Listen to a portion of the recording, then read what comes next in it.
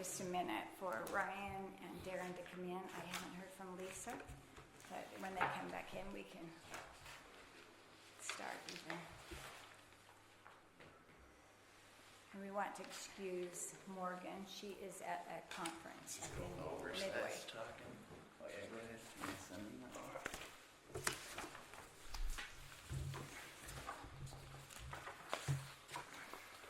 Ryan will probably sit there, I imagine. Is there two This different one ones? sounds like school grades. No, it's the same? A's and C's. Okay. We're down at the Utah Leagues all day today. Those are fun and they feed you good and stuff, but they're long. A lot of sitting. Makes you tired. A lot of stuff to absorb, I'm sure, huh? Yeah. They give you a fair amount.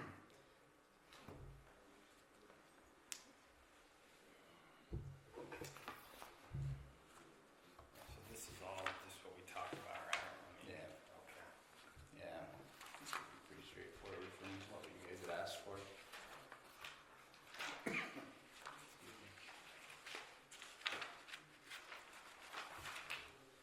And I figured if you guys are good with this, then that if you guys decide and we have time to discuss it, I think Morgan did, but then you could have him read it. I mean, he's not familiar with it, but I'll give him a little context and he could draft it. I'm sure he'll rewrite things that sound a little more, code oriented.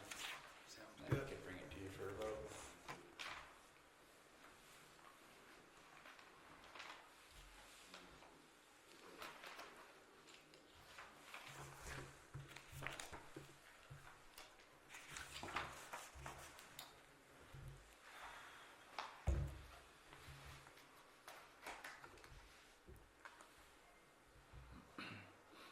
So that discussion and motion we did, is that different than this discussion on oversized structures tonight? No, I think the motion will just carry. We need Darren to draft it. But I was just gonna review in this work meeting the changes you guys asked for, make sure that they're all accurate, and then have Darren good with it. Then if you guys had questions, I just wanted to make sure you had time here and also in the meeting to talk about it. And then we can, Darren will draft it. Darren hasn't drafted it yet though. Okay, so we just basically approved for that Get it draft to be passed. made. Yeah, so I put some more time into it to make Okay. sure your guys' comments were there. And if you guys are good with it, then he'll officially probably, change some of the wording and stuff that I put on. Make it jive or sound better. Okay, thank you. Well, we could go ahead and get started. We appreciate having you be here at our work meeting on October 2nd. One thing just to talk about for just a second. So our website domain name is hoopercity.gov, and we have been recommended by our web designer and other entities that we either change it to Hooper City, Utah, so hoopercityut.gov or hooperut.gov, because if you actually Google Hooper City, there are about 12 in the United States. And so as other cities are doing this, they're changing and they're either adding it and just saying hooperut.gov or hoopercityut.gov. And so I didn't know if you have a preference one way or the other, but I think UT. Yeah. Yeah. so just hooperut.gov Yeah. and leave off the city. Or Hooper everybody's City. We're the kinda only used to Hooper this. in We're the Utah. only hooker in We Utah. are the only Hooper in Utah, so that you just want it hooperut.gov. Yeah, or That'd be Utah, simple. Whatever, yeah. That's- Okay. That'd be Well, simple. because it's interesting, and I was asking the girls in the office, and they said usually it's the one from, I can't remember now if she said Alabama or Arkansas, that they tend to get the most calls, and I never really thought about that until our web designer How you doing? brought that up. Good to see you. So, Brian, I was just mentioning it's been suggested that we change the name of our web from, so now it's hoopercity.gov, that we either change it to hoopercityut.gov or hooperut.gov, because if you Google Hooper City, there's multiple in the state of the United States. So they were saying they thought maybe just hooperut.gov would be what we could change it to, rather than hoopercity.gov, because Hooper City doesn't really designate that we are in Utah. What are we right now? Now we are Hooper City, hoopercity.gov. And I don't know if any of the other website domains in the other cities in the United States have hoopercity.gov, but that was what was recommended by our web designer. Any preference, do you Pretty think? simple, hooperut.gov, and that's pretty straightforward. Okay. Okay, if you're all agreeable with that, then we'll go ahead and have her change that. You know, these are just some of the things they're changing, like when we changed our email addresses to .gov, and it's everyone's emails. I know first we changed from .com to .gov, but I think now they all should be working fine with the .gov, so. I mean, when I Google it, Hooper City, Utah, it comes up right exactly to our webpage. Yeah. hoopercity.gov. But What? I don't think Utah's actually union. No, I put in that. Yeah, so if you took off Utah, you might get more. yeah, if you just Google, I Googled cities or Hooper cities in the United States. So I didn't Google it, I beamed it. Yeah. Microsoft did it. Yeah, Did you come up with a bunch? Well, no, it's just Utah though. See, Utah's dead. There's only one in Utah, so. yeah. But if Utah wasn't there and you just Googled Google. Hooper City, would there be several that would come up? Oh, I gotta see now. Yeah, if you type in, because Yeah, we always that is type fine in, to- you know, Hooper, then mine always came up too, but then when I just Googled cities, Hooper cities in the United States, then I was surprised there was as many as they were. But Okay. Ryan's just proven to us that having Utah on there works. That's Google. I don't use Google. 'cause it's- But anyway, it brought it right up to us Yeah, with so Utah. we'll have it be hooperut.gov. Okay. Okay, I don't know if you want to discuss anything on the agenda items before we go to the discussion on oversized structures. Anybody have any reports they want to give out? So Okay. on the fee schedule, zoning code enforcement, civil fines. So what is the duration between the first notice and the second notice? What is it like? Is it just arbitrary depending upon their situation, or is it a week, 2 weeks? I don't even know if we have an ordinance that supports a time frame. So I know most of the ordinances, complaints that we see that come into the city are generally weed nuisance ordinance or something along that. So usually I think she will give them, but I don't know by ordinance. That's a good question, It's Ryan. not in there. Yeah, At least from a my- length of time. My view of it this last week, what do you see Yeah. from other cities? it wouldn't have, this would be normal because they would have it as a violation in the code, and then they would have this in their fee schedule, and then they'd have their own internal policy Okay.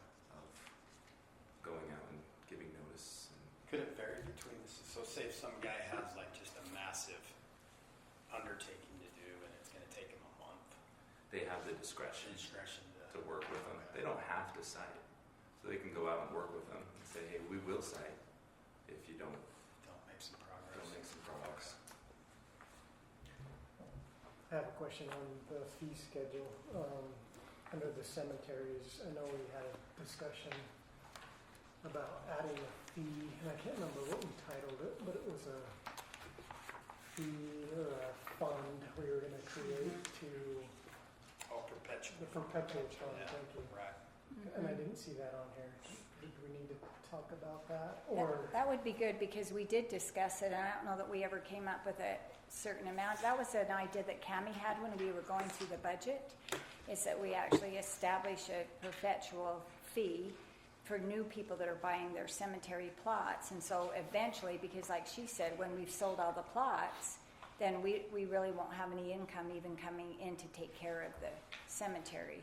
But would that be something we would put in the fee schedule, or So did our burial space price go up no? from 300 and 800, it stayed the same? They stayed the same. So do we want to take a portion of that and dedicate to a perpetual fund, or raise it and then do that? So include the burial space fee with the perpetual Yeah. fund. I Mhm. keep wanting to say perpetual education, but it's not education. Yeah, It's perpetual cemetery fund, just include it in the burial space fee and then mhm. take that money out and put it over here. That would be a good But idea. that's just a one-time fee, right? One Right. time. Yeah, one time. I think we ought to add on to what we have, because the 300 we're used to getting, and that's something that we've been getting all along. So adding a little bit on for the perpetual would give us the additional money to put into a new fund. That's just my thoughts on How it. many lots do we have available in our current, like, are there 1,000 or does anybody Yeah, know? I don't know. And without actually, because they haven't, we haven't even mapped the back east part yet. So I know there's several hundred just in the northwest corner, but then you would have, again, as much as that northwest corner on those two back sections, and it hasn't even been mapped. When I say map, we have a mapping system through JUB at Spatial Generations, and they go through and it hasn't even been mapped. What kind of fee are we thinking of? Like, how much do you think would be? 25 bucks? I don't know. I mean, So say if you had 1,000, I mean, I guess the concept is we're gonna make enough interest off that money Right. to keep it going, the maintenance going for the duration of Hooper City. Well, and the point Our was, existence. And Yes. CD. and if we ever wanted to buy more ground, like, for example, if land ever came up available by the city, and at that time they thought we should probably purchase more land, Yeah. there would be money in that fund that could actually be available. I don't know. Do you think adding 25 bucks on the 300 would be too much, or just No, keep? that would Oh, be no, too I much. don't even know if that's enough. Minimum of 25, I'd say almost 50. I know, I was That's thinking, not that, I don't We'll think that's bad. Residents a smaller amount, and non-residents a little higher. well, Can you do that? non-residents already higher, $800. They are, yeah, that's true, that's. But that's it could be, I mean, but even if it was the same, because it'd be the same care Yeah. you're later right. on, whether it's, yeah. Okay, We are one of the lowest priced cemetery prices anyway. yeah. That, and again, we're not going to go back and charge anybody that's there. These are just the new ones that we're selling. So again, if you're thinking of 20 years from now, you're trying to have a chunk of money in there, I don't know. Yeah.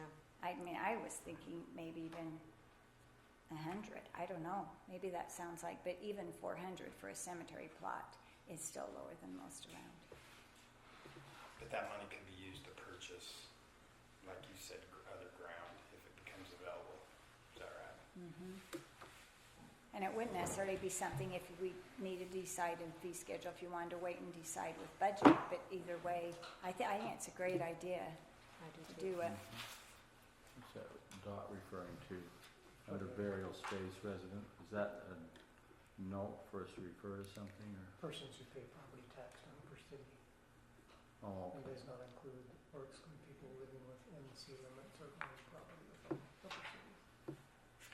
Okay. So somebody could own property but not live here and still be a Hooper City resident Mhm. because they pay property taxes Mm-hmm. or Mexico amount. I don't know, maybe put something in there so we start it. Maybe put 50 bucks. So can we, how do I say this? So the 300 that we collect, could we take a portion of that, $25 say, and move it and raise it $25 and then take 50? Does that make sense? Mhm. So we're raising it $25, but we're taking 50 of the 325 and moving it to the perpetual fund. Does that, Same with the 800. so when they sell a plot, that money stays for the cemetery for maintenance and Mhm. irrigation, plants, whatever, right? Mhm. I don't know. As long as I that don't know what wouldn't the budget looks like complicate on the things. cemetery. Yeah. Just, sometimes, I think just if it was $50, I don't know, that's not, That's not too much. doesn't seem too much. We will So have for the site and perpetual. So can we tack it on to opening and closing of graves fee? Or is it Well, but then it will be people that, for example, have maybe lived here forever and already had a plot. And one thing that Cammie's doing different this year that we've ever done before is she's never separated out, we didn't ever separate out cemetery. This time we separated it out so we can actually see, okay, this is how much our employees were paying for the cemetery. This is cost and maintenance, because before it just all got lumped in with parks, so we didn't really know. But if you wanted to plug in a number, like you said, of $50, and then when we redo the budget, then we could look and see, because by then, you get to the end of the next fiscal year, we should be able to see if cemetery's paying for itself or if it isn't. And if it isn't, then at that time, we could always adjust it. So let's just do $50 and then see where we're at. I think so too. Yeah, Okay. sounds good, Just move it to Okay. 350. Basically, 850. yeah. And with that, I think then they can tell them that $50 is going in for a perpetual, which a I lot mean, I of think it's kind of cemeteries a do. bonus that we even have a cemetery that we have room to sell lots in, Yeah, right to begin with, Yeah. right? Especially over 1,000 spaces. There you have it, yeah. It's unheard of. Okay, was there any other questions on the fee schedule?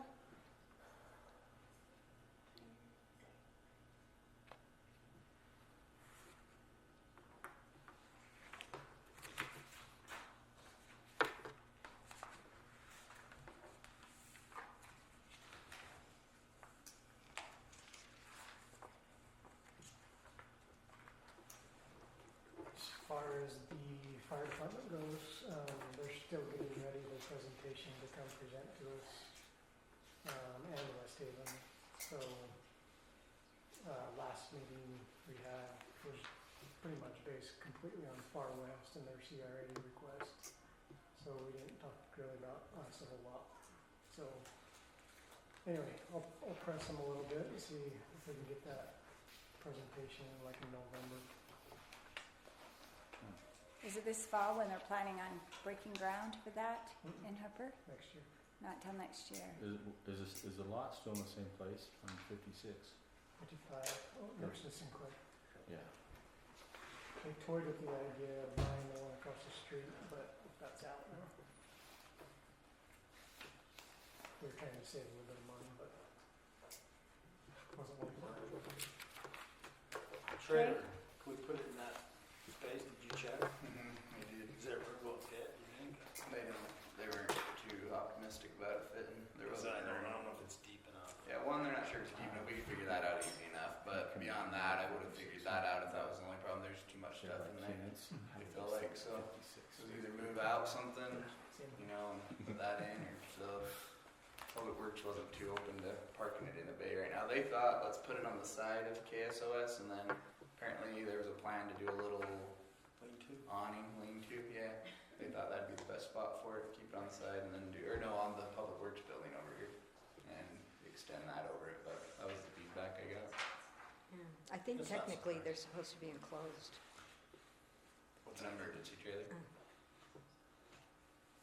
I think technically they're supposed to be in an enclosed area. Maybe I'll call you and Jerry, we'll just walk over there and just see. Not a problem. Because I'm sure there's some cleaning up we could, you know. Yeah, Cody didn't think the KSOS building was deep enough, but it might be. It'd be close, but it looked close, so I don't know. Looks close, yeah. But they'd have to move some stuff for sure, so they weren't thrilled about the idea, but we can look again. Maybe everybody from their group and us, we could help move things Sure, around. yeah. You know, we could have like a help day and help them along between Donate some times. shelving for them, you know, if they need some. Slip it over there while the Hooper Haun's on, because a lot of Yeah, that. all that stuff will be East out. Bay. Slide. That is Yeah. most of the stuff in there. Yeah. That haunted house. It Well, took can a that good stuff half. be put in the main building? Suppose it. They would have to take apart the cart that stores it. It's in a cart that goes through a double garage wide door. Cody, I was over there looking at the haunt stuff, and so I asked Cody, and he said it's not deep enough. This bay's not deep enough for the trailer, is what he told me. And then when we talked to Jared about it, he said, well, so we store, $100,000 dump truck to put in $10 truck. He said they have to have their snowplow trucks have to be inside. Yeah, I get He that. said because when they need them, they don't have time to wait for them to warm up. We can press on it a little harder. It's not a big deal. We'll let them know that you guys are really hoping to get it in. Well, even if there was like a, like say a lean-to, Mm. that would probably be okay. I don't know what those cost. Can't be. Sometimes don't they even do like those portable carports too? I don't know how Yeah. much those are either, but I don't know. Yeah, that's But that might even be something What we're to look Just into. go look at it, Bryce. Yeah. Just Yeah. walk over there and check it out. Yeah. Take Malcolm. I know the equipment in there is quite expensive, that's one concern. And if we get grants and stuff to get equipment, we'd sure hate to lose it because, we do have rain out here, so. Sherry, what did Jared tell us about? Initially, there was a plan on the north end of this building to put that. That was what he thought. Mhm. We'll double check. We'll see what they can come up with. Okay, any other questions on the fee schedule that you can see?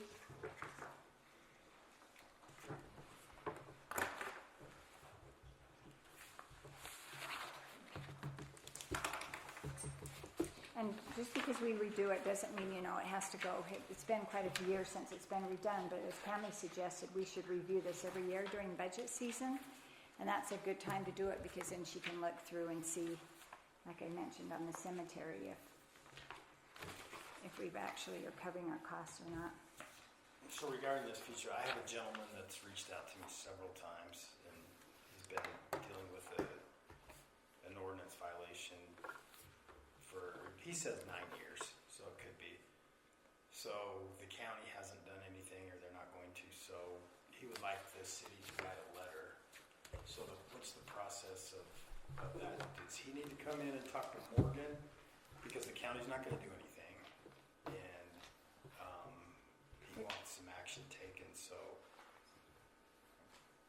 does the city write letters now? Is Is it- that the process of how Is we that the should- gentleman Rick, that yeah. came in? Right, So we did already have something on that I gave to Reed to review, and he said, no, it's not a city, it's a neighbor thing. It's not a city, it has to do with more, and I can pull that up and forward it to you, what they sent, and I forwarded that on to Reed, because it has to do with a little more than he even explained it. But I'd be happy to send that to you, and you could read through it, because that's why I forwarded, and Reed said. so he does have a structure that's too close, per our ordinance, it is too close to the fence, and it's in an easement. So at the minimum, you'd like that moved, and obviously when we deal with situations like this, it's the people that, the squeaky wheel gets the grease, because you could go around this town and find 100 that are worse. Was the ordinance, did it predate the building of the structure? I'm sure it did, because Yeah. the structure's probably 9 years old.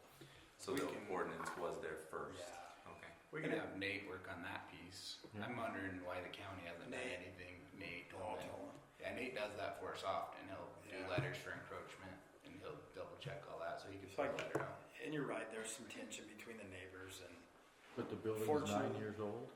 The building yeah, has it's a been. chicken coop. Oh. It's, so unfortunately we get involved because that's part of our job, and so we need to help them find a resolution. And anyway, that's where we're at. So he would like some direction from the city what he should do. So maybe I'll just have him come. If you send me that stuff, I'll Mhm, get it to yeah. Rick, and then if he Well, needs to I reach think out it to came me. from him.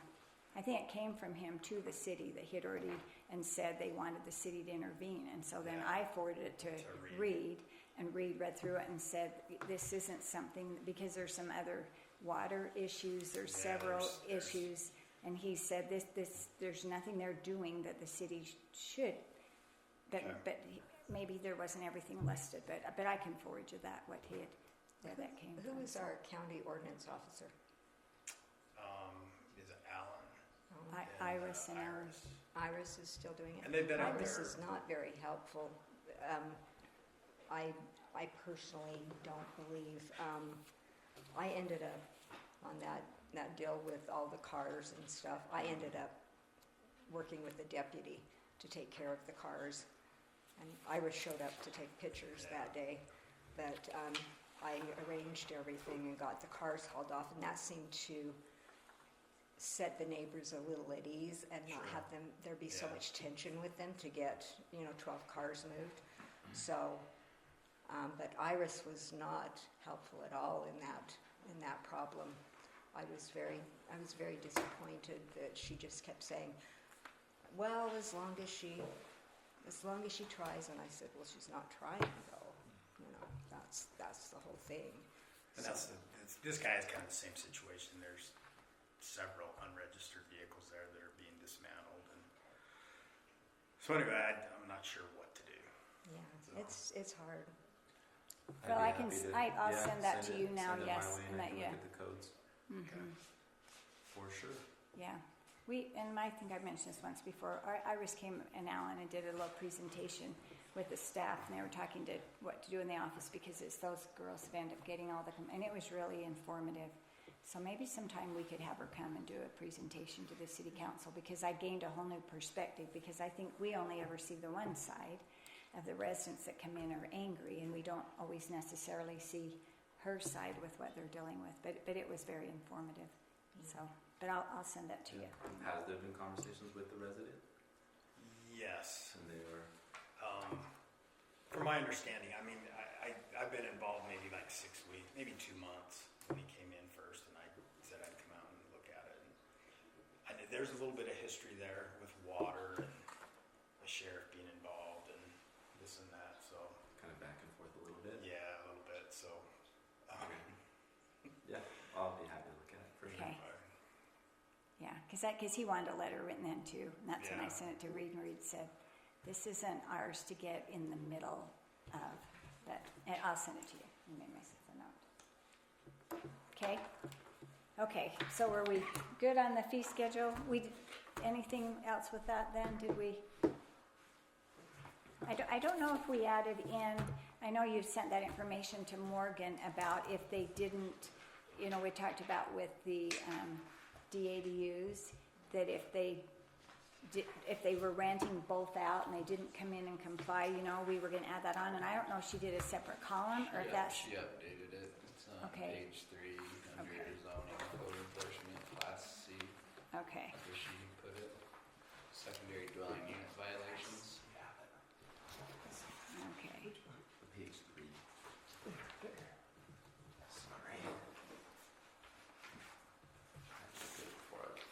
Zoning, so, Yeah, zoning, code enforcement, civil Oh, I see fines, class C, it's down at the bottom. okay. So, Oh, yes, secondary dwelling, unit. Okay, she added that Secondary in. dwelling unit violation. right there somewhere. okay, So it was following the same schedule as similar, you know what I mean? Oh. Home Yeah. occupation, stormwater, that's what she Okay. decided. okay, and we said that per day as well, didn't we? Okay, What page was on that? Was that on? Page 3, 3. the bottom under zoning, There we go. code enforcement, civil fines. Yep. That's good. That's all I wanted to see. The reason being is you don't want them to just put that price into the price of doing business. Just we know we're going to get a violation, we'll pay it, and then we'll rent out this ADU and make this much money. So you want to be able to enforce with the daily fine. It's a per day, Yeah. okay, well, if nothing else then, in our meeting, that is a motion item to approve the resolution in order to approve this fee schedule.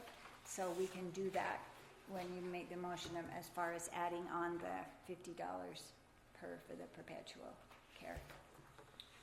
Okay?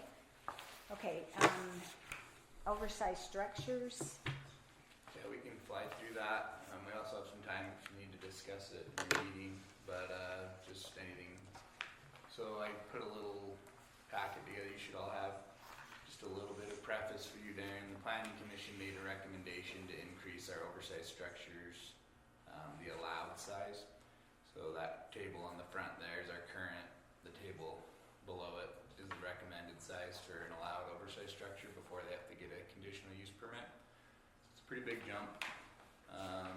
We brought it and had some discussion. We turn to the next page. One additional recommendation Well, with that, just to kind of summarize that, they're allowing our detached ADUs to go up to 50% of the allowed size, so it's a big change. Right now we go to 916, but you can go to 50% of this by zone. So they can do pretty big detached ADUs with this recommendation, up to 2,500 in an R1. So that was the discussion, or the recommendation. They wanted to make sure there was some additional parking. Right now, our current is just has dwelling, secondary attached or detached, one per dwelling. I recommend that for your guys' recommendation, you create a new line, add dwelling, secondary detached, separate attached and detached. State code handles them quite differently. Attached is more required, and you can't really do a lot. They also won't let you require more than one per dwelling for an attached, but for the secondary, we required the one, and then however, Darren wants to write it up, but I know you guys wanted one additional if it ends up being greater than 1,000 square feet, so that would add that. Another just quick question and note, maybe you guys can discuss, but dwelling, single family detached, I'm pretty positive this is our definition for a single family dwelling. It's the only thing that resembles it, and the definition matches. We only require one per dwelling. That's pretty low from what I've seen other cities. So I don't know if you guys wanted to add and make it 2 per dwelling, sort of the primary home. Right now it's just 1, but whatever you guys think. Finally, just the ordinance updates that would be required to accept the recommendation. The red lines here. So this is all our ordinance that is in code, and this would be the changes to them to accomplish the recommendation. So each principal dwelling can qualify for 1 secondary attached. So this would make so each dwelling could have 1 secondary attached and 1 secondary detached. Again, you'd be able to go 460 square feet or 960 square feet maximum, or 50% of the square footage identified as an allowed use for the accessory structure back to the table. That's how that would be accomplished. We also changed it there where we crossed out furthest rear corner. A single family detached ADU must not have any part of the unit extend beyond the center rather than the furthest rear corner. That was another thought you guys had. So they can come up to the halfway point of the home, so it doesn't have to be fully behind the detached could. It can come to the center of the home, just be back behind it still. And then the fees, we got rid of the and/or property owner charged with a misdemeanor. You guys said that, so I just put the fee may be issued as established in the Hooper City Consolidated Fee Schedule, which we just referenced. Same change to the accessory structure. This is just additional code. That would be the only other thought I have is, as you look at it, Darren, if they're good with these changes, one thing is these are definitions. You'll find these in our definition. These first 2 are just our definitions. Seems to me these definitions have gotten used as a catch-all almost to write ordinance. We actually have a section here that we're updating as well to make sure they match this 10 2B6. I don't know if we would want to keep our definitions simpler and just build out our 10 2B6 to entail all that, if that makes sense, so that the definition was more just, it's a secondary dwelling on a primary lot, and that was it. And then we had just an ordinance set under 10 2B6 that handled this, but otherwise this would accomplish it. It just would keep them, our definitions are just pretty robust, as you can see, and they almost get into describing ordinances, if that makes sense. So just a summary of the proposed changes. And this is, if you guys were to, if you drafts it as it is, this is what would occur. We would increase the allowed accessory structure size. We'd increase the detached accessory dwelling unit size to be allowed to be 50% of that. We'd allow 1 DADU, 1 IADU per dwelling. We'd allow DADUs to reach center of primary residence, require an additional parking space for DADUs that are greater than 1,000, and the fine for violation would be daily. So those would be our overall changes that would, be a result of the new ordinance if these are all changed. So I think on regards to the parking, I still believe that regardless, I think we need to address that there needs to be adequate parking, off-street parking, particularly for the winter time. I know we say 1, but I think we ought to put, there needs to be adequate off-street parking, during, the winter time. If there's an accessory dwelling unit. Because I think it's going to cause problems if, because I can see, if you have an accessory, a detached and one inside the house and the primary residence, you're talking, there could possibly be a lot of cars. And if they're on-street parking, that's going to cause some issues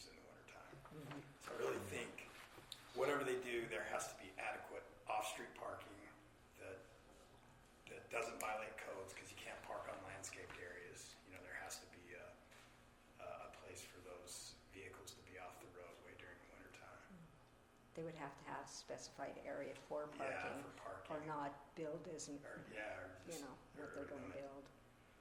I think we probably need to address that, cause I can I see think that that's a being good problem. idea.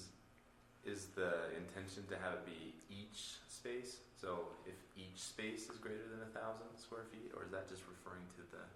That would just refer to the secondary dwelling or the DADU. Yeah. If it was greater than 1,000, the living Okay. space. The discussion was they would be required to have a second space, because right now we just require one, our existing, and right now our max is 960. But some cities do handle it that way. They'll just have, rather than spell it out in their parking, you'll see they just have a accessory dwelling unit, an ADU section, and they'll just kind of leave it vague, like provide adequate parking. And I think it might leave some discretion, but I don't know. I mean, summertime's not that big a deal. Ours spells I it out really think- specifically because we have this table, but Well, if we do start getting snow again, Yeah, if we do, yeah.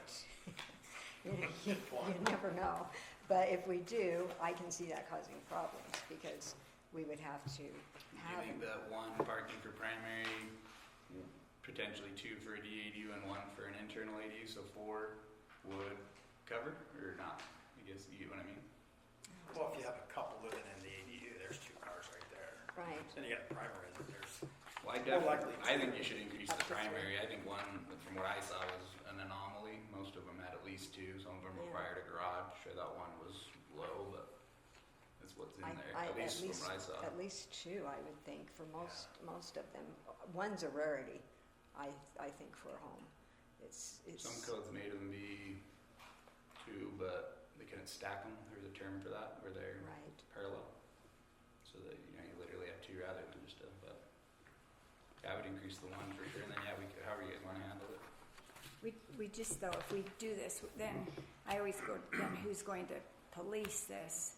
So, we have this in here, but is anybody, because we have houses now that their cars park along the road, and because at any given time, you can go down a road and a family could have 4 cars and they don't have 4 parking. So if we do this, then how do we police this? That's a hard thing to police. Yeah, It the summer's hard is. to police because they may have an activity there or something Yeah. going on that you Maybe- may not have in the winter. Maybe it ought to be a winter parking, yeah, something some simple, cities, you know. like Park City or wherever, Yeah. Right, like during November and, whatever you March. can't park on the road. yeah, Can't park on the road. And we have that ordinance already we do. for the wintertime. Oh, well, Yeah, you would know, right? Some of them tied to their detached ADUs. I don't think you do anything with their internal. Like I said, they're a little more favorable. But I think with detached, some of them did just spell out no off-street parking permitted. So then it was just, But again, really hard to monitor because Yeah. whose car is it? It's yours. Like, I I don't know. know. So yeah, it's tricky. That would be hard to monitor. Nate would definitely monitor the submission, but the policing the back end would be, hard. In the wintertime, that's policed by Union County, if there's a complaint. yeah. That's what's said. Well, The I think- postman complains. Somebody I has to think maybe complain. that is enough, because then if someone complains, then there's actually something to back them up. As far as like our snow plows and something, there's something to back up if someone's constantly parking on the road. And we do have that in place, so we should be able to utilize that more. But I think anybody that's doing an ADU or an IDU or whatever, an IED, Yeah. by so many acronyms. I think anybody that's doing one should make sure they have enough parking for whatever they're building. Maybe that's the verbiage, instead of like 1 or 2 amount, just you provide adequate off-street parking. Yeah. Mhm. Sure. If it's going to be an ordinance, though, sometimes you have to spell it out, Yeah, because that's what true. is adequate? Like for one family, 2 might be adequate. For another family, 4 or 5 maybe isn't adequate. So I think, again, because then we could get potentially an ordinance complaint, or like Nate could turn them down, and how then does Nate decipher you have adequate or not? Well, maybe someone living there has no adult children, but, so I think somehow we should designate what it's going to be, but then we just need to be able to, I think we're just talking about a specific time of year, so adequate Yeah. during the winter. In the summer, I don't think it I matters think, much. I think there should be parking for at least 2 cars per 2 cars. Yeah. thing. just spell I it mean, out. that's not 2 unreasonable. cars for the primary, 2 cars for the ADU. ADU only if it's 1,000 square feet for detached, or you just want 2 for any DADU? Be easier to monitor if Two it's for just any. across Simpler, the Just board. across the board. Sure. And 1 for attached. Okay. I do have one other question, well, I'm thinking of this now, but did we talk about addressing requirements for yeah. ADUs? Is it gonna take on the primary address with a secondary address attached, or is it a separate primary address? What do you, from a postmaster standpoint, what do you prefer seeing? I would recommend a separate primary address. Lisa, you can come sit here. There's a spot. Yeah, we got a chair for you. Have a second primary address. With a separate Forget mailbox. it. So not an A. You would No forget. reason. No A's and K's. Separate primary address, and the county assigns those addresses.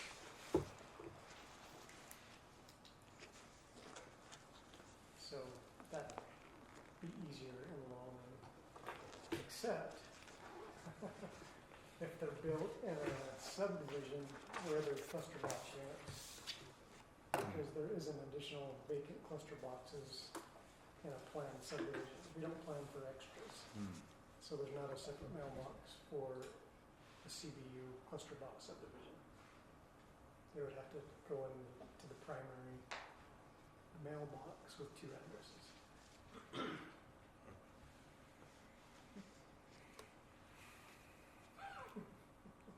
How do we do that? I know some people just tell them to go get a P.O. box. You know, that's always an option too, but I don't know. So it depends where they're built, I guess. We can cross that bridge when we get there. Okay. Are there none? There are no existing ADUs. There is, We have lots of detached ADUs. but none of them have a secondary address. None of them Okay. use a separate address. No, they all use a primary. Do they typically call it out as a B? Do they try to or no? No. They just use the same address and just split them out on their own. Yeah. And if They they say don't that feel is what's comfortable. happening now, they just put it in the same mailbox and they, Split it up. has there been a problem? Not that I know. Okay, anything else on this then? Or is this all right then? We can have Darren go ahead and draft. You have enough information from us? Is there anything? I'll be happy to go through this, and if I make some changes, I'll let you guys know for sure. Okay, Don't need to Thank make you. any changes. okay. Get it to you. That's better rewrite it a little. A little wordy, not super concise there. Can you email me this?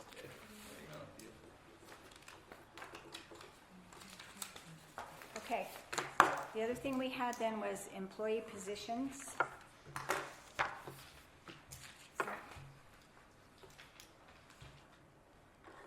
Basically, we know we're getting to a point where someday, one day, soon, probably we're gonna need a city manager.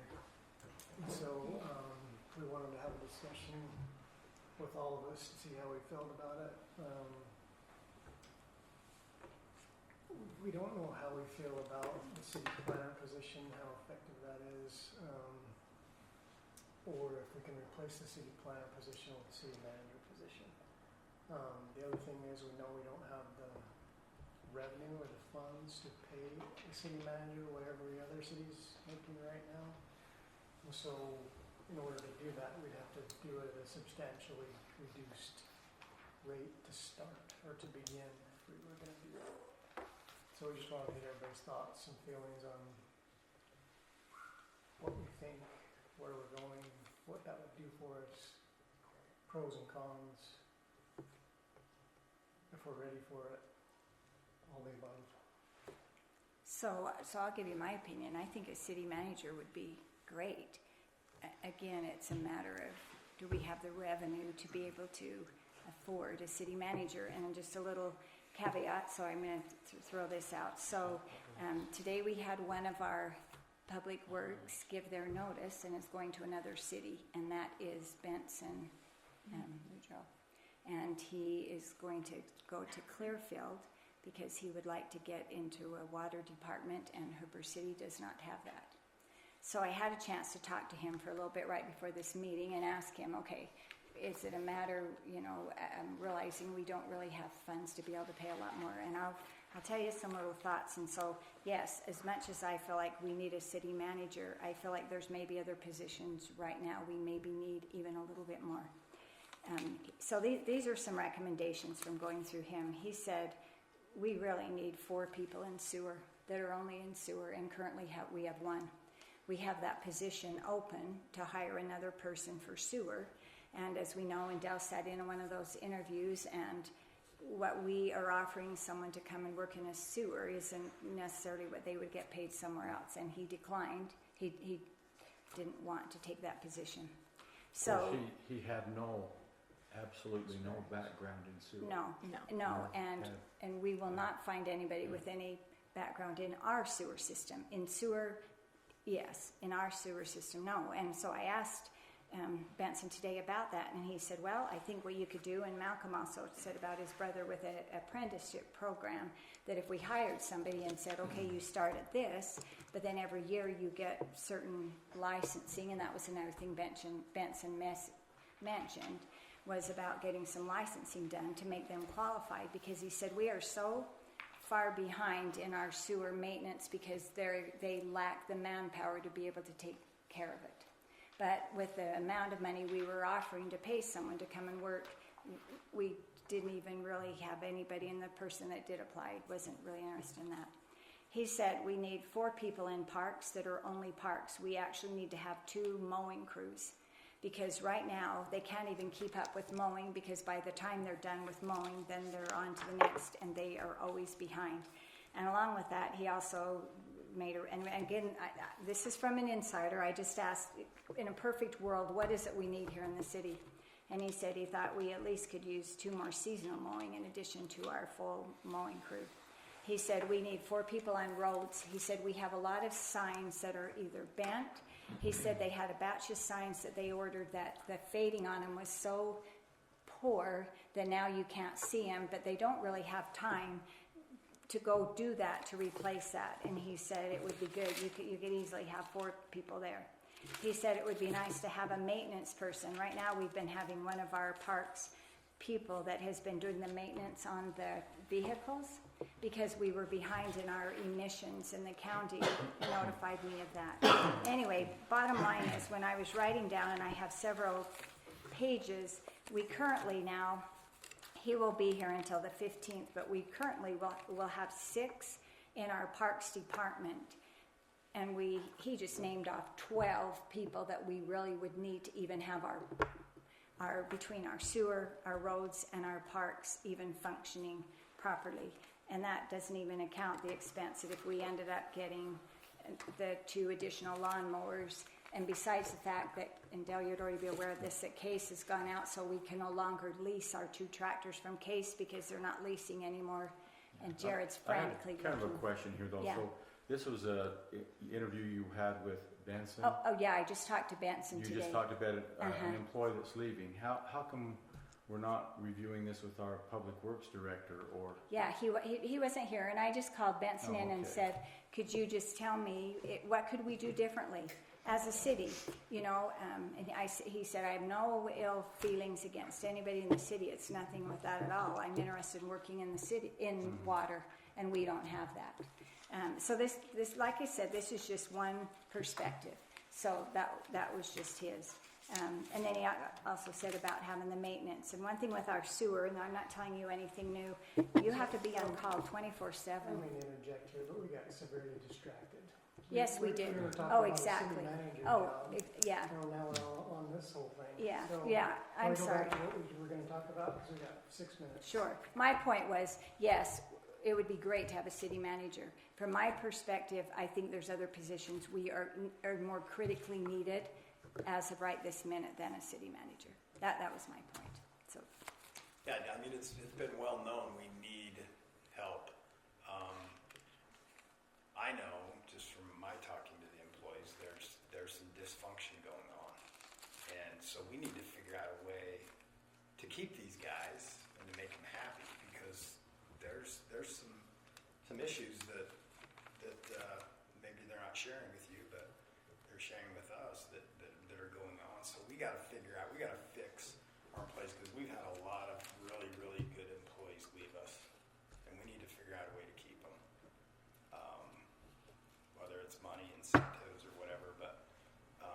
I see that being one of our weaknesses and one of our emergencies technically, because if Darren and Steve leave, We're done. we got a problem. Yeah. And I know Steve's interviewed with other cities. Mm-hmm. He's done that. He was this close to leaving, and that would have been a tragedy. And Darren wouldn't be too far behind. So we got to figure that out. I believe a city manager is important. We've talked to Malcolm about that at great length, and I think his skill set matches that. But we've got to do it correctly. But the employees, in my mind, they're number one right now. That's the way I'm thinking. Yeah, I agree. So. And I don't know if that's something we revisit the budget. I mean, not like you said with that, but even with any of these other employees.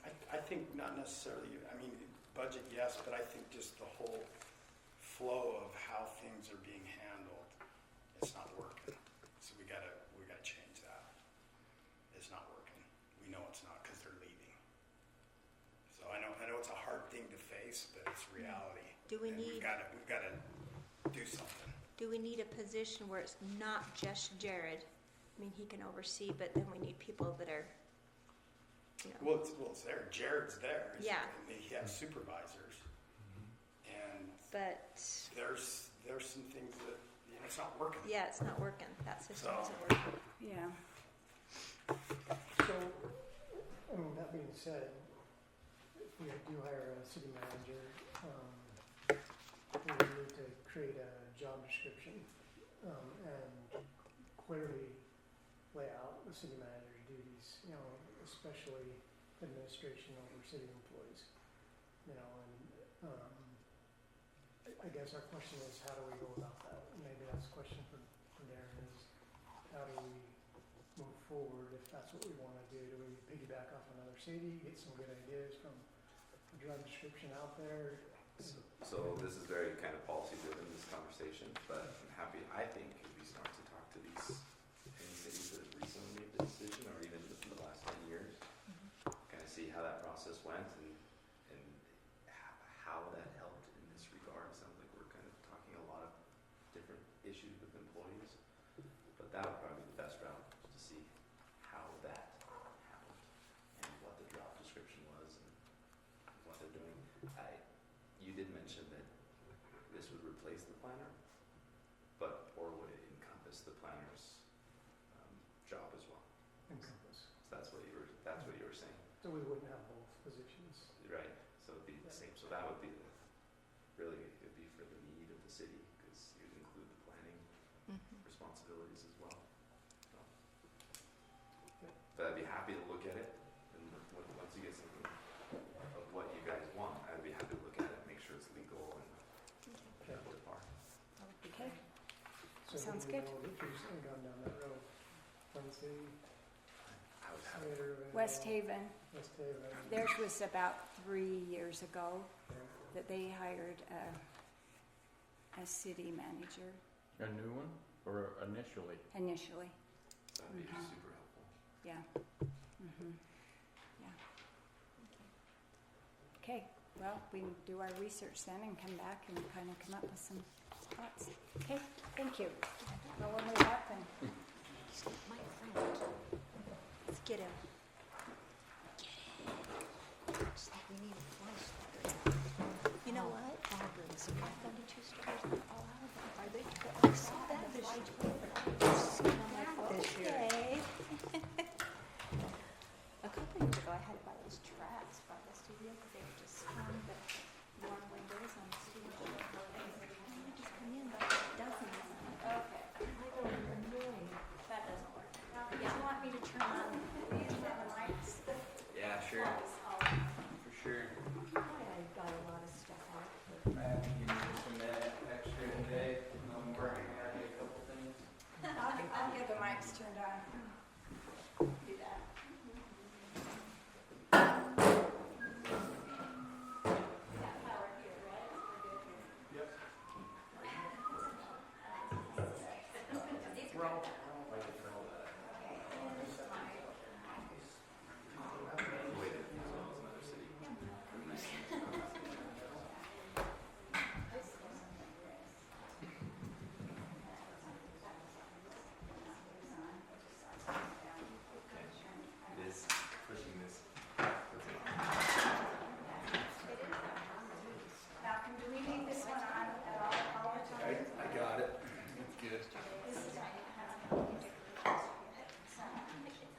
Yeah, you can turn it on if you want to. Yeah. Sure. Didn't remember it was October already, guys.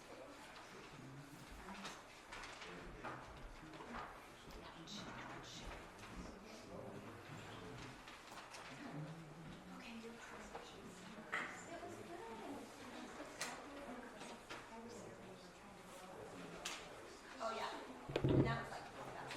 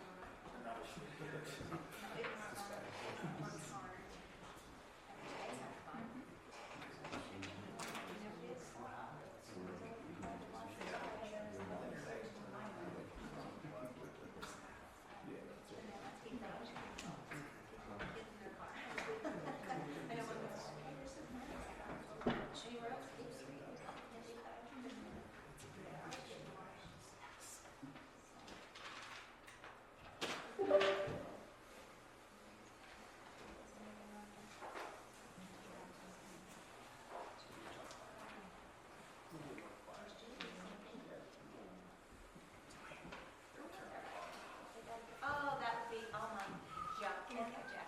Oh, sorry. I just live here. I just throw my stuff anywhere. You can have your water. Keys, jacket, water.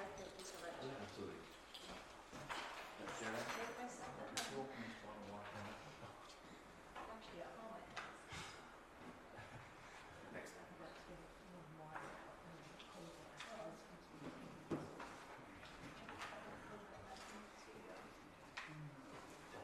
Malcolm, are we ready? Just give me 1 minute. Morgan decided to put our presentations in a different folder. Well, of I course. don't understand where she's on these people now. Give me 1 second. Sorry.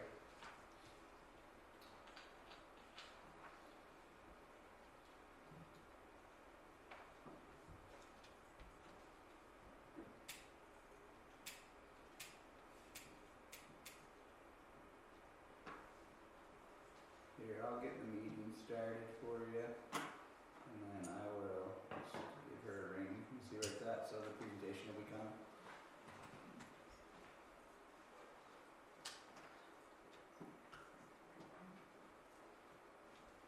So did you say we're okay to get started? Yeah, you're good to go. Okay. Recording in progress. We would like to welcome you to our city council meeting. Tonight is Thursday, October 2nd. I'm Mayor Sherry Bingham and I will be conducting this meeting. We would like to welcome all of you here. We are going to start our meeting, calling it to order. I will start with the Pledge of Allegiance and then a reverence will be by Councilmember Northrup. So if everyone will please stand and repeat after me.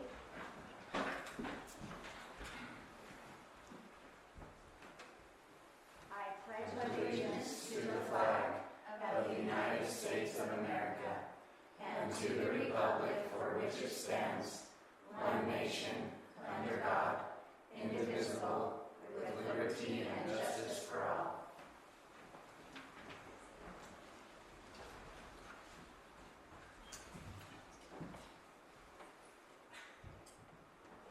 Our Heavenly Father, as we gather tonight as a community to go over concerns and issues for our city, we pray for guidance and for the knowledge that we need to be able to successfully do the job which we are here for. We're grateful for our freedom in this country. We're grateful for the blessings that that freedom gives us. We pray for our country this time where unsureties are happening, that we'll be able to find peace and be able to continue moving forward with the things that are best for our nation. We pray for our troops who serve us every day and the first responders as well that may go and feel that they're unnoticed, but we do notice them and we're grateful for them. We're grateful for our beautiful city. We pray for that protection to be upon us and for the things that we need to improve upon. We pray for that we can work together to make things best for City and to continue to have it the best place to live. And we pray for this in the name of Jesus Christ. Amen. Thank you. Just a couple of upcoming events. One thing we want to announce is we are starting to do a monthly online newsletter, and that started October 1st. And so if you go to hoopercity.gov, we will be changing that domain name, but currently it is hoopercity.gov. You will see that monthly newsletter. We thought this would be a better way to be able to inform you of things that were coming up. There will be always the same sections. You might notice we need to have something in there always on our SWIP. It'll have upcoming events or any other current things that we need, and so hopefully you will start to watch that. We feel like that will get the information out quicker, and it also will be a savings as far as having printing and mailing costs. The other thing too is we have our Halloween haunt that is coming up on Saturday, October the 11th. And this is from 6:30 until 9 o'clock p.m. If anyone is interested in volunteering for the haunt, we always appreciate that. We have a lot of work as far as putting out luminaries and also cleanup at the end. We have need for some spooks to come and be in our haunted house. So if any of you are interested in doing that, if you would let us know that as well. The next thing on our agenda is public comments, and I just attended a training this week, and they reminded us that public comments are that, and people come up, and it isn't necessarily a question and answer, it is a comment. And if you have something that you would like one of us or even a city staff member to address you on after, if you would want to put an asterisk by your name where you signed in and even list that person's name, then they could contact or one of us. Sometimes I know it feels like you make a comment and we aren't necessarily addressing that comment, but this time is for public comments. And so with saying that, if anybody would like to make a public comment, you can have 3 minutes. And we want to excuse Morgan. She has gone to a conference, and also want to welcome Darren Curtis, our new attorney that is going to be here with us. And Malcolm is going to be over the 3-minute time if anybody has a public comment they would like to make.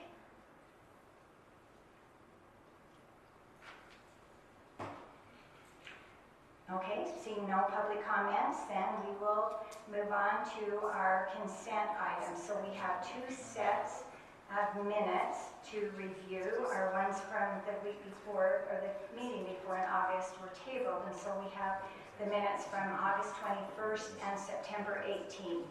So has council had a chance to review these minutes, and if so, are there any corrections to these minutes? So I did notice the correction I brought up last time.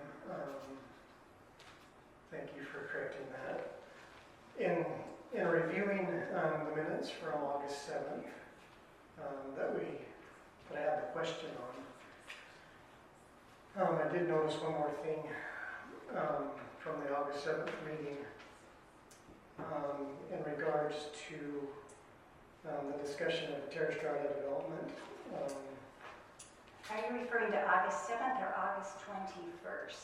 August 7th, because the minutes from the 21st, we're talking about approving the minutes from the 7th. Oh, okay. Oh, I see what you mean. So on August 7th, the comments after the Terra Strata discussion are that the council members raised concerns about costs, resident impacts, affordability, and the need for more information. Suggestions included conducting a resident survey to gauge support, and then it says no motion was made.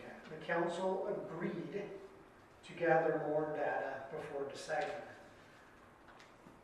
My concern with that is that I don't ever recall there being a motion where the council agreed to gather more data before deciding.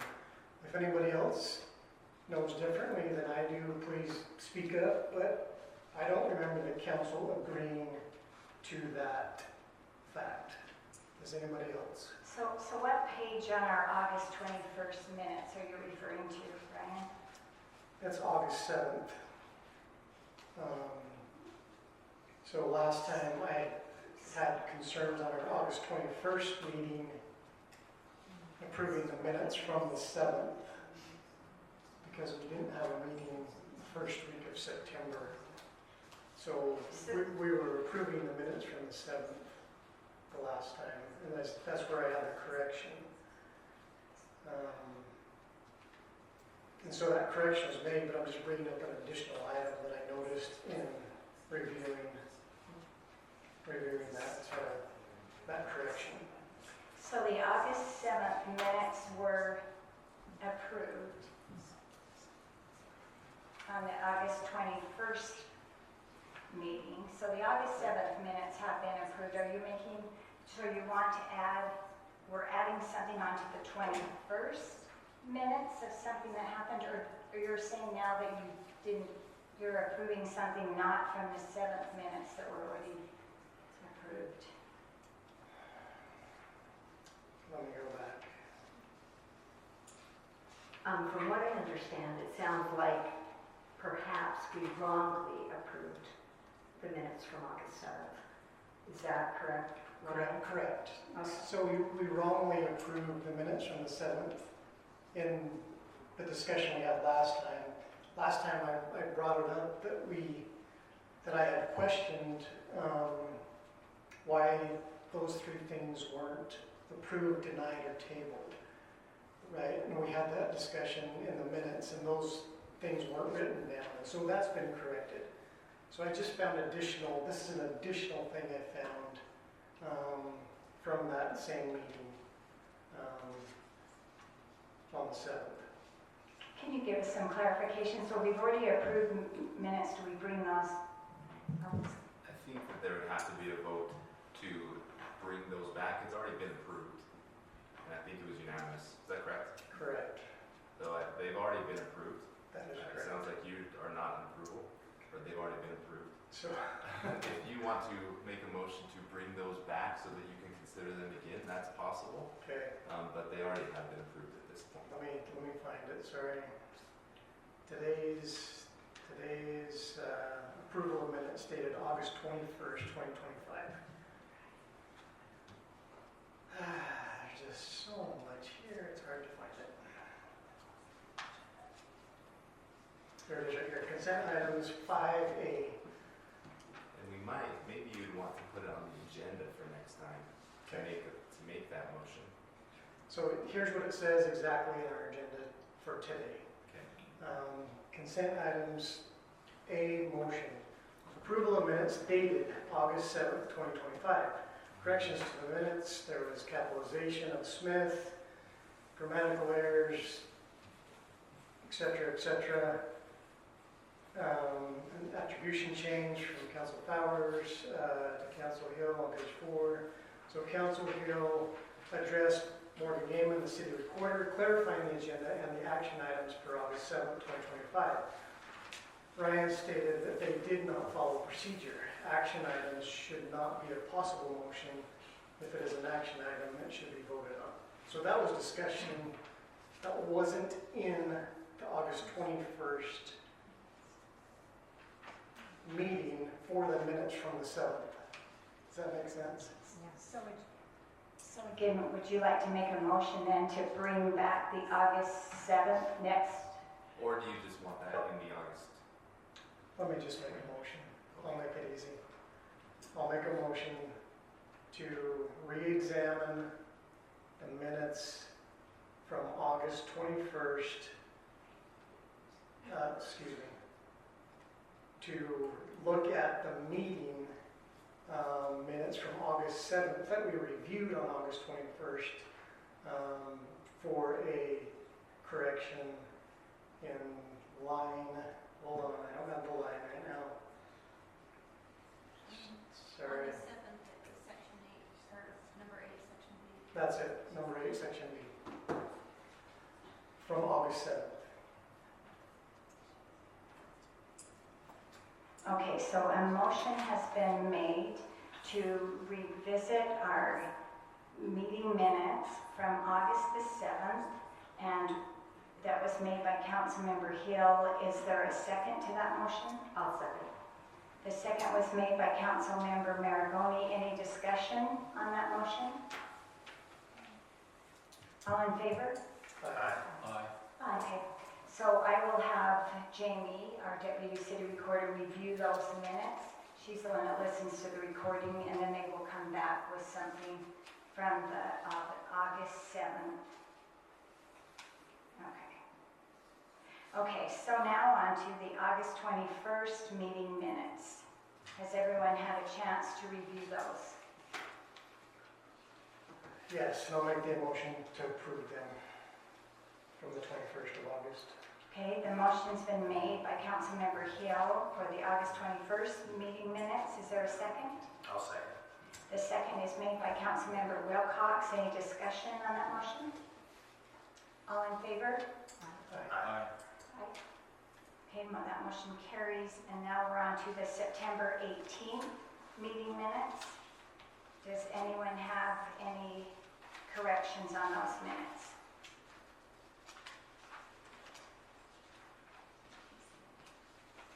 If there are no corrections, is there someone that would like to make a motion? I don't have a question on the minutes per se, but can I ask if number 4 has ever been looked at further? We talked about it in our work meeting, Okay, and thanks. so I believe there's going to be some. Okay, that's what I was Some wondering. I progress. understood, so, okay, thank you. Well, I'll approve the minutes then make a motion to approve the minutes of September 18th. Okay, the motion's been made by Councilmember Northrup. Is there a second? I'll second. Second is made by Councilmember Hill. Any discussion on that motion? All in favor? Aye. Okay, motion carries. Okay, so the next thing then on our agenda is a discussion on the withdrawn application from Terra Strata LLC concerning the following, and there are those 3 items that were on the agenda from previously. So I'll just go back. I just want to create a timeline for this and what happened and where we're at today.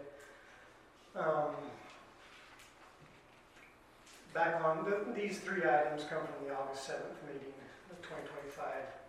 And we had a discussion on it. Terra Strata was here. We had ideas bounce back and forth. It was on the agenda, under the action section of the agenda, and it said to consider a possible motion of conditional approval of those 3 items: the general plan amendment, the rezone request, and the conditional approval of the finalization of the development.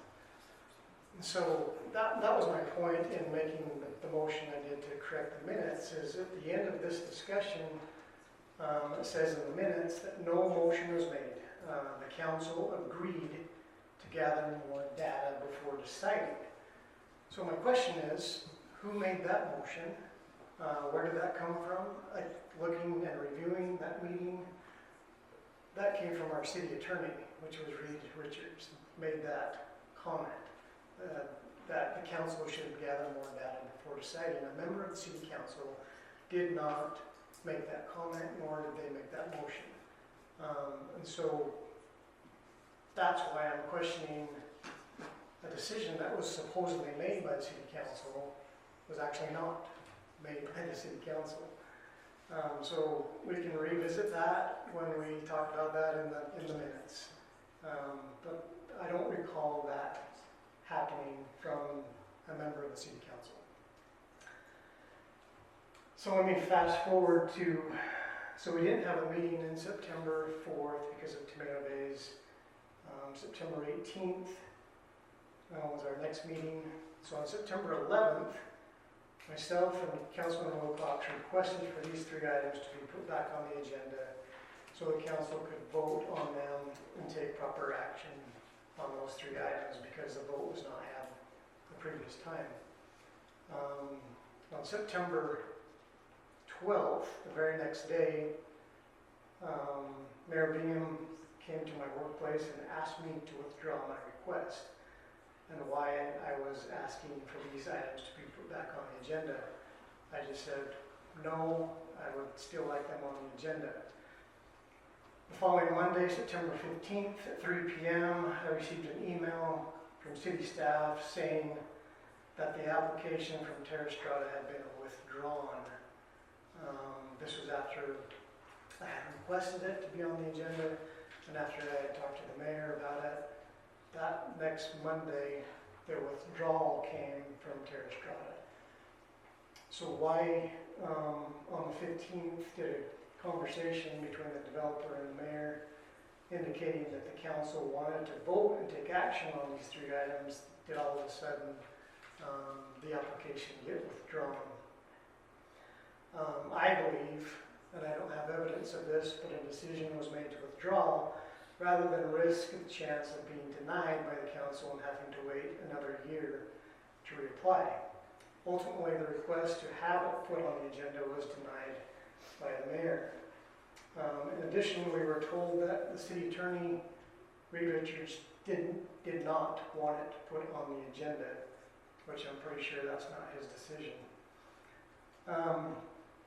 For this meeting we're at today, September 25th, I requested again to have these items put on the agenda to talk about the timeline and the circumstances surrounding the withdrawal of the request and the timing of the request. I think my conclusion is that we enter a very dangerous place when we have a mayor corroborating with a developer to circumvent the will of the city council. And so I'm just throwing this out to the rest of the council. I just wanted everybody to understand it. I wanted it to be on public record. I wanted it to be very transparent because that's what I believe we need to do, is show forth transparency in what happens in our city. So that's the discussion I want to start. Okay, in full transparency, then I will tell you my remembrance of the discussion. When we do have an ordinance, and if you go to City Ordinance 1-1-4, it does specify the city council meetings. In this ordinance, it talks that the mayor is the one that sets the agenda. Also in that same ordinance, it will tell you that additional items may be added on to the agenda by 2 city council members or at the discretion of the mayor. Later on, if you go down, it also says that it needs to go through and make sure everything is by due process, that it meets city council. So, as has happened multiple times in the last year and 9 months, city council will email Morgan and say, we would like this added on the agenda. They do not tell me. No email is sent to me and say they would like that. And so when I was told by the city recorder that this was asked to be on the agenda, I did go down and talk to Councilmember Hill and asked him why they were putting it on the agenda. And I told him that if it needs to be on the agenda, that the developer or whoever has the right to be present at that meeting. With due process, that is always what happens. Planning Commission does not vote on things if the developer can't be there or the resident that is applying for something. And I told him that I would notify Terra Strata and tell them that it was going to be on the agenda, which I did. Later, the developer called our city planner and said they would like to withdraw their application. They were not able to come to that meeting. It was nothing being non-transparent. It was a matter of they have a right to withdraw an application, as does anybody that applies for anything in the city has a right to withdraw their application, and that is what happened. So it was not anything with me collaborating with a developer, trying to get them, I think sometimes you forget up here that we are all doing this position because we care about Hooper City and we want what is best for Hooper City. So it's not a matter of somebody and to imply that I am doing something that is non-transparent, trying to do something I find very offensive, because that is not true. I think what we got to keep in mind here, we're a city council, and when we're not heard, that becomes a problem. Terra Strata was here, and it was a very confusing meeting. The way it was set up and the way the discussion went, Ryan is correct. We should have voted yes or no or tabled it. Nothing happened. It just got kicked down the road. Nothing happened. So, yeah, I can see your point of view, but can you see our frustration as well? Yeah, we've been dealing with for a year and 9 months, but we have a right as a council to request things on the agenda as well. And if there's a problem, reach out to us and see. But is somebody afraid? Are they afraid of our decision? Because I think ultimately we are going to do what's right for the city. And in regards to Terra Strata, I think we have given them every opportunity to do business with us.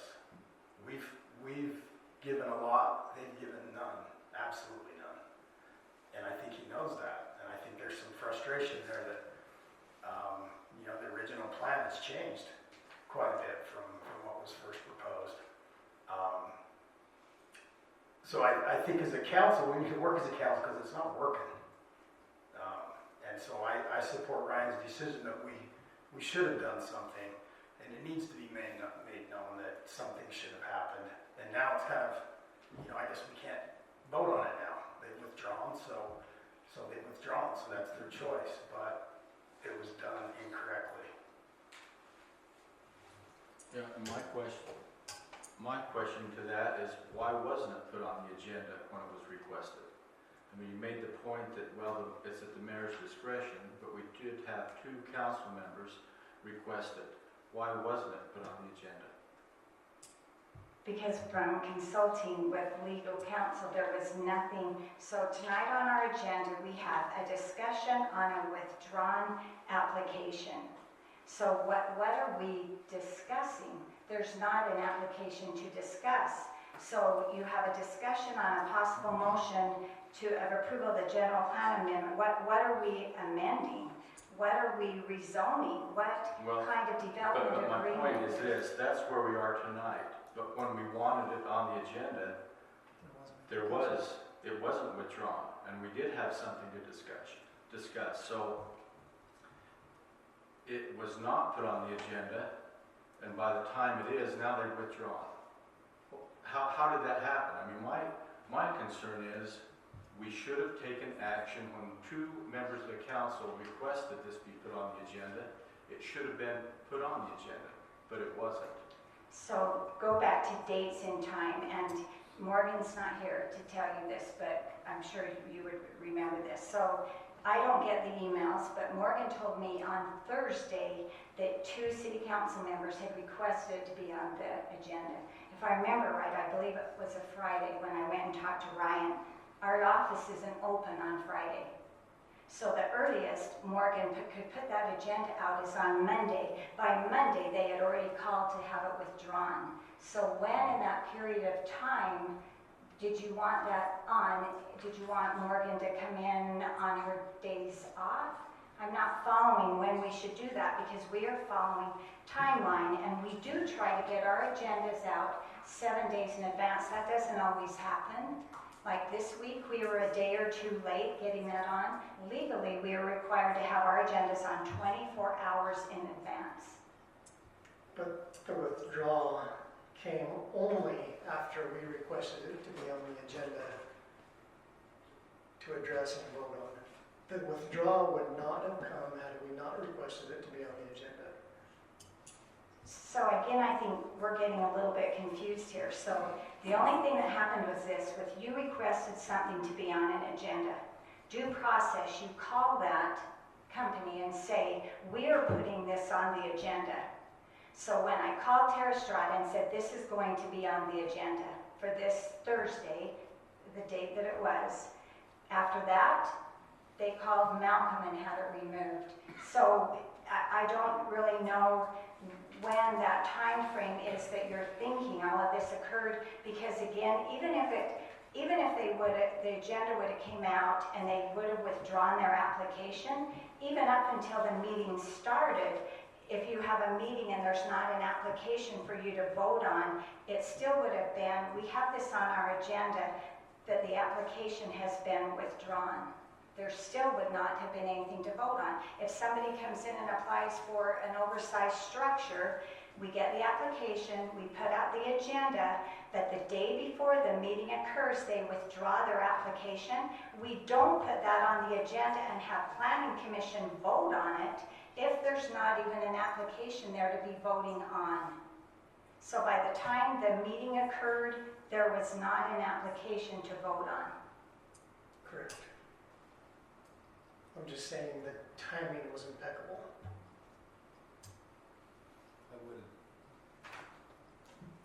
I would just ask the council to be careful with allegations.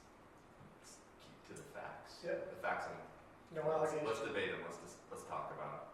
But let's just be careful with allegations. No allegation. Just I'm saying the timing was interesting. I do want to say, because it was just noted that, and again, I'm here for all of you. And if you guys have questions, come and talk to me. I'm happy to. I did research this. I researched how it was put on the agenda that day. I researched if we had a code here in Hooper, or if there was a code in the state that somehow made that incorrect. How it was put on, though I'm hearing that it was new, that the way that it was put on the agenda was new for everyone here, was not in violation of any code. And how it was acted on as well. I listened to the meeting as well. I think to kind of go through the minutes, the recommendation would be for me for the minutes is that nothing was voted on, but the council didn't decide to vote on it as well. I think that's how the minutes should show. But that's not in contrary to any law for the city or for the state as well. So I just want to correct, because I think there's been a few statements saying that they did the wrong way. Maybe it just wasn't the usual way or what's happened in the past, but it certainly wasn't against the law. So I just wanted to everyone to hear that. And just to follow up, in conversing with Darren about this, the state code basically says anything that's on the agenda, whether it's under discussion section, whether it's under action section, whether it's anywhere on the agenda, we can make a motion on anything that's on the agenda.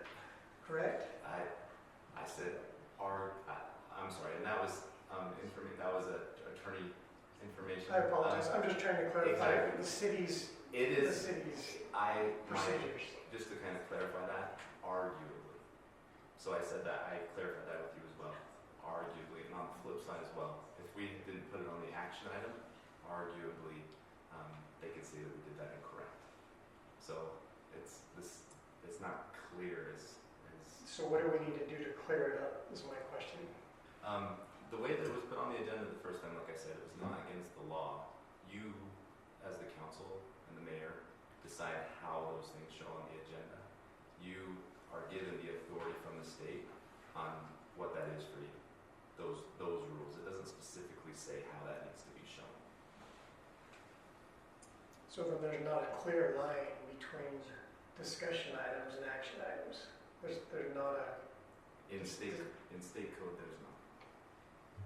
But if that is the rules that have been promulgated here, then that's different. So I would propose that we clean it up for our agenda, and find ways to make it more clear.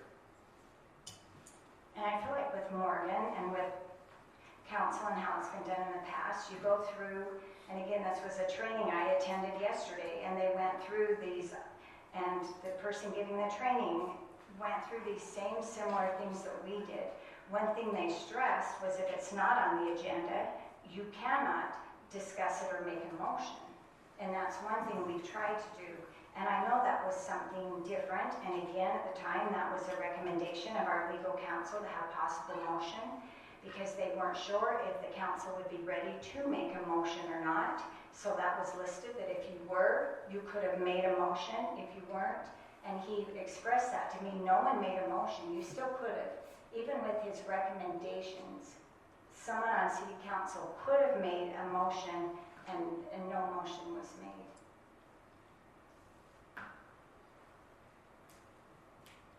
Anything comments? From anybody?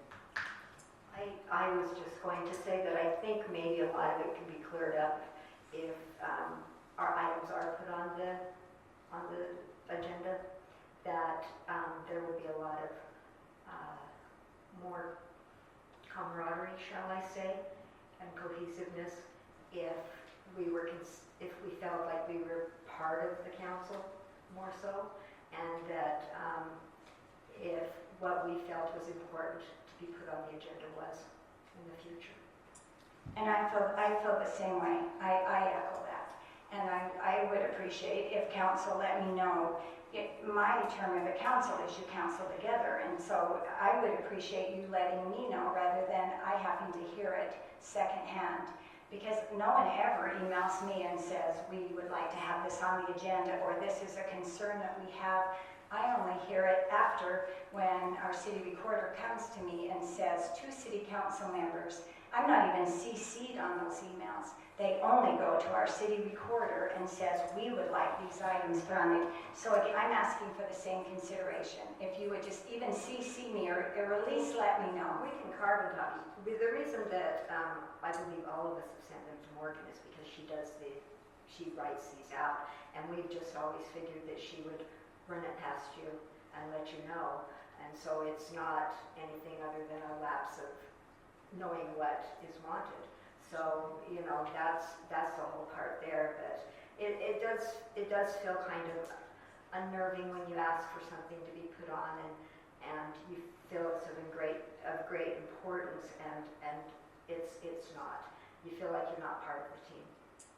I think a good suggestion too, and our last council had mentioned this as well, it's good to let our council know also so they can prepare. So I thought probably we could start doing is even having our council review and just make sure everything is in line for our agendas, you know, when he gets his copy, and if there's anything that isn't, that he could let us know. Because sometimes it was hard to prepare for what was going to be on there if we really didn't know exactly what it was. All I ever hear is from Morgan, too, would like this, but I don't really have any background of even what to prepare, and neither does legal counsel, if we don't know what it is that you're intending to discuss. So that would be a helpful thing as well. But all that also is the city council never gets a preview of the agenda. We get the agenda at the same time the public does. And so how are we even included in a discussion or a preview on the agenda, because we won't see it ever before. Yeah, we're treated just like the public. Would you like to? Should we? Absolutely. Okay, so we can start doing that. But I'll make a note to tell Morgan that before the agenda goes out, it is published to the population and on the state websites. We will make sure that all of you see it, and so you have a chance. And it would be a good time. You know, one thing, I've talked about this once before, but it might be a good thing as a reminder. Some of the other, and probably the same with you as some of the other councils you sit on, they send us out an email like a week ahead of time and say, if anybody has anything they want on the agenda, you have to have it to us by a certain date. They probably do that with the fire district. They do that with us, not necessarily with the sewer, but with the WACOG, the Weber County Mayor Council that I'm on. But maybe we could even do that, have Morgan start sending you out an email even 10 days ahead and say, if anybody has anything they would like on the agenda, I need to have it by this date. And then we will have you preview those agendas before they are made public. Does that sound like that would work? Okay. Any other discussion on that item then before we move on to the discussion on oversized structures? Okay, since we're kind of doing a little housekeeping per se, so I got a couple other things that I'd like to talk about. The first one is like I know the tendency between now and the end of the year, if there's nothing on the agenda, it gets canceled. So, but it seems like it gets canceled without our consent. So along those lines, that you just stay that format. If there's a meeting to be canceled between now and the end of the year, I think we all should be in agreement with that, because there's been a few times where like, oh shoot, I would have liked to talk about this. And so that being the case, between now and the end of the year, I think we all ought to have a decision in that if a meeting's going to be canceled. sometimes there's nothing on the agenda, and so if Morgan sends out you that notice saying, is there anything you want to add on the agenda, and we don't have anything on the agenda, and none of you let her know, then she could also let you know, and usually she does, based on no agenda items. Because I don't think anybody necessarily, there's no reason to have a meeting if we don't have any agenda items. So yes, I'll make that note for her as well. And then the other thing I'd like to talk about that I think we touched on a little bit in our work meeting is our employees. I can see there's some issues there that we need to kind of shore them up a little bit, and let them know they're appreciated and figure out what's actually going on. We've lost a lot of really, really good employees in the last little while, and I'm really fearful to lose any more. We've got some key people that keep, probably 80% of the function of the city going as far as utilities and whatnot. I believe it's time as the mayor's the CEO, I recognize that, but we are kind of the board of directors, and if there's an issue, I think Sherry, you need some help with the employees. I think we need to get involved with the employees more and figure out what's going on. I know there's a lot of experience up here with people, dealing with people and employees. I know the gentleman that's going to take my place is extremely experienced in management and leadership. I feel he's very confident, but whether you see it or not, maybe you're too close to the situation and it's nothing against you. It's just like, hey, there's a problem, they're leaving. Why? We need to find out, and we need to do something about it. And so, whatever that looks like, I don't know, our new attorney, maybe you could help us. What's within our bounds of getting more involved with the employees and that function of the city and making sure that it's running efficiently, because right now it's not. It's evident. Something got to change. Again, policy-driven decision, but that's something that I can look at and do some research on, and legally what kind of ramifications and what kind of advice I can give you there. I'm not prepared to jump into that discussion now, but something I can look into. Okay, thank you. So the next thing then on our agenda is the discussion on oversized structures, and we're going to turn the time over to Malcolm Jenkins, our city planner, to review that with us.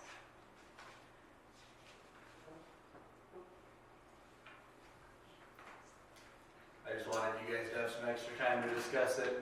We talked about it in our work meeting. I think we got most of it. So if you guys have any questions, let me know. Additionally, I wanted to bring up one other thing I didn't quite get to in the work meeting that I think could be pertinent to the discussion. It might be a little bit overthinking, but I wanted to make sure I brought it up so I could use the council's opinion. In our definitions, like if you look at the handout I gave you, or if you look at our ordinance, we call out a common wall for an internal ADU, dwelling, secondary, attached. It'll say in there, I'm having a hard time finding it right this minute, but it says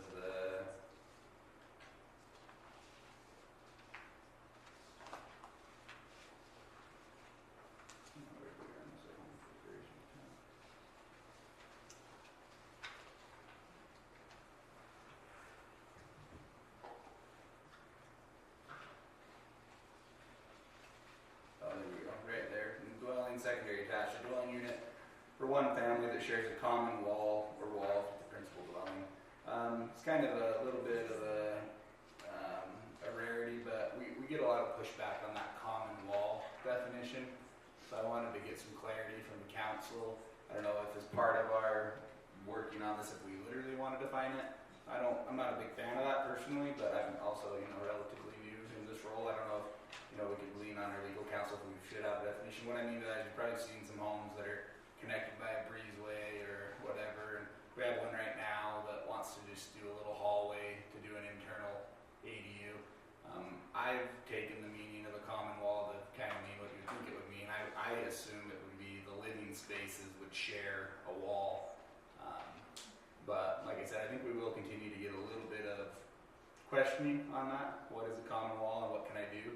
So I know we're getting a little in the weeds, but a little direction might be helpful for the staff, just so making sure everyone's getting similar treatment.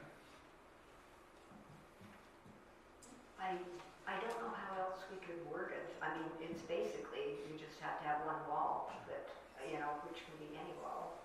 I don't know how else to call it. Yeah. There's another term. Maybe we can get a synonym for common. Put that in there. Yeah, maybe too, even, we have a great building inspector, and, you know, so I've kind of deferred to him. Why don't you define common wall for us? But he's kind of deferred back. Why don't you define common wall to share his living space? So we're kind of working that out together. He's giving me some ideas of what that means. I was hoping maybe, he has a lot of expertise, but just wanted to make sure we're on the same page. Does that sound like a fair idea, or fair summary of what a common wall would be, that the living space is shared? You know, that the living space on either side of the wall, if that makes sense, where the living space would be shared by a common wall, not just like a hall or a breezeway. That makes sense. Malcolm, that's what I was just going to say, was a common wall where both sides are living spaces. Yeah, both Yeah. sides. There's not a garage on one side or a breezeway on one side or the other. Both sides would have to be living space. Yeah, another common thing online, and just to kind of put that idea out there, is I personally feel like the intention of the common wall should be that the unit looks singular or primary the entirety, right? Not like two separate units. It would look like one unit. There just happens to be an internal dwelling within that unit. I think that, that could also maybe help the definition that, the breezeway would give the appearance of two isolated units that are merely, I don't know the term, not common, tagged together. So anyways, I don't know, Darren, do you think we should define it? Do you think we should just take some liberty at an administrative level? Like I say, I've had about 2 or 3 in a year now where, what's a common wall? I think I worked it out. With your question, I think it's fair for me to do some legal research on that and see what other cities are doing and if there are any concerns.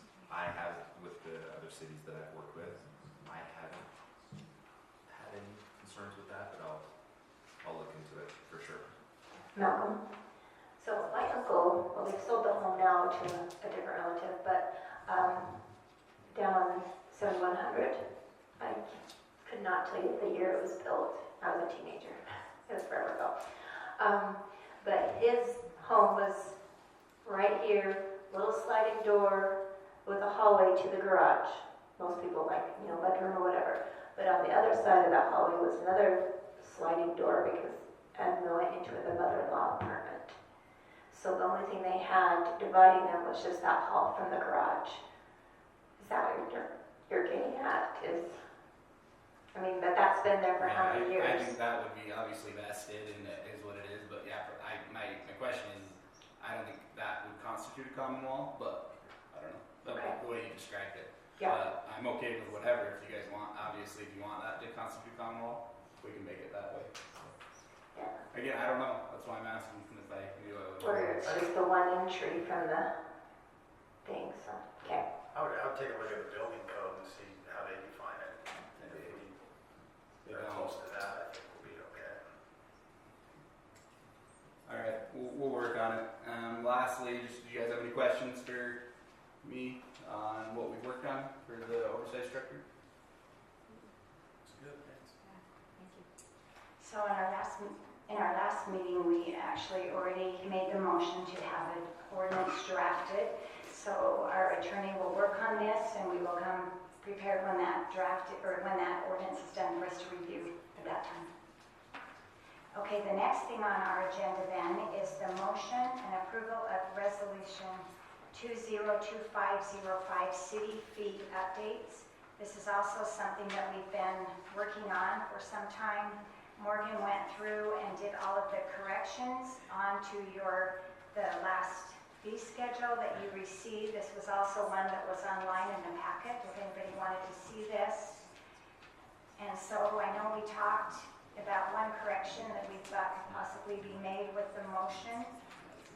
And so is there anyone that would like to make a motion to approve this resolution? So approval of approval of this resolution would include the perpetual care fee. That would be part of the motion. Yes. And it was discussed a $50 perpetual care fee on both a resident and a non-resident purchase of a lot.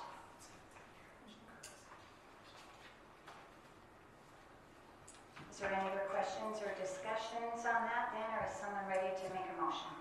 I'll make the motion to approve resolution number 2025-05, city fee update resolution, to include the update on the cemetery fees for an additional $50 for residents and non-residents, to include that into a perpetual fund.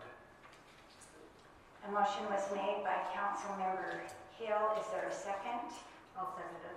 Second is made by Councilmember Maragoni. I don't remember if on the, do we need to do this by roll call on a resolution? Yes. Roll call vote? Okay. Don't have that right in front of me to look. Okay, any discussion on that motion before we do a roll call vote? Okay, Councilmember Wilcox? Aye. Councilmember Maragoni? Aye. Councilmember Northrup? Aye. Councilmember Hill? Aye. Councilmember Flowers? Aye. Okay, that carries. Okay, that is the end. We just need to have a motion for adjournment. I'll make a motion to adjourn. Is there a second? I'll second it. Okay, motion by Councilmember Maragoni, second by Councilmember Flowers. The meeting is adjourned. Thank you for coming.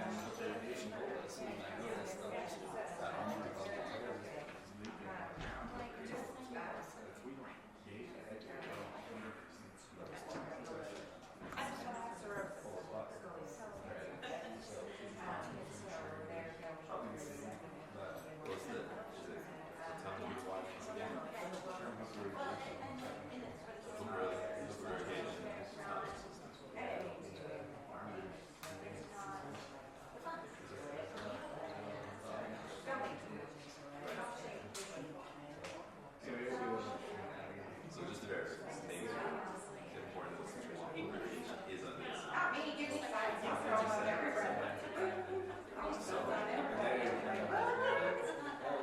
talking about? It's my corner. This is Well, have a great night. Yes, thank you. We'll try to rally the troops and get them to participate.